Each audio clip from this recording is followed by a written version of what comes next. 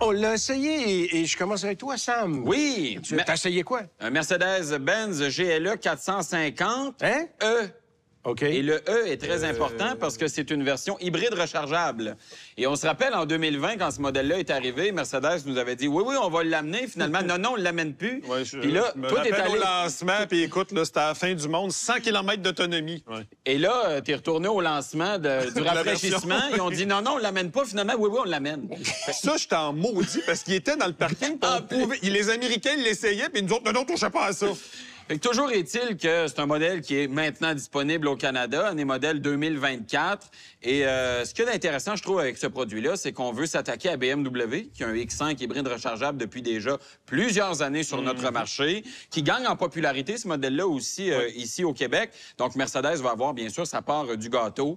Grosso modo, c'est un GLE régulier dans lequel on va intégrer un 4 cylindres 2 litres turbo compressé. Et on jumelle à ça un moteur électrique qui est positionné entre le moteur thermique et la transmission. Parce qu'un 4 cylindres dans cette grosse affaire-là. C'est juste le 6 cylindres chez BMW ou chez Range Rover. Oui, c'est ça. Mais la puissance totale est à au-delà de 360 chevaux.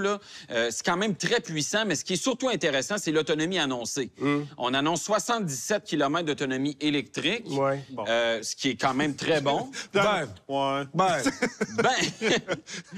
Mais ce qui est surtout d'intéressant là-dedans, c'est que dans les tests que j'ai faits, moi, j'ai été capable de faire au-delà de 77. J'ai fait 80 km d'autonomie entièrement électrique. Et c'était pas en été. Ben oui, c'est ça. C'était à l'automne, température de 0,5 degrés à peu près. Donc, capable quand même d'avoir une bonne autonomie électrique. Et j'ai beaucoup apprécié le fait que le moteur électrique est puissant et ça permet de conserver un caractère très feutré.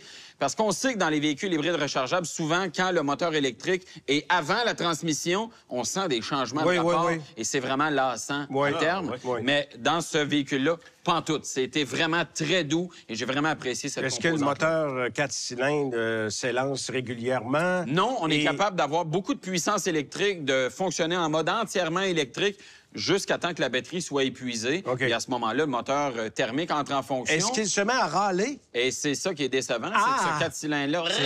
Je voyais ça 4 cylindres 2 litres chez Mercedes, c'est un moteur, ça sonne comme un diesel, c'est pas compliqué. C'est ça qui est décourageant avec ça. Et à chaque fois qu'il part, et je vais saluer ma conjointe qui est embarquée avec moi, à un moment donné, elle dit « Coudon, ça râle donc bien là-dedans. » Elle s'est dit « On est dans un Mercedes, me semble qu'on devrait pas l'entendre. Et c'est en plein ça. C'est ça le bon commentaire. C'est pour ça que la concurrence n'est pas allée là, dans le 4 à 6 cylindres, exactement. Mais il reste que globalement, pour près de 600 km de route, au terme d'une semaine, j'ai une consommation globale de 5,3 litres au 100. Oui, ça, c'est intéressant.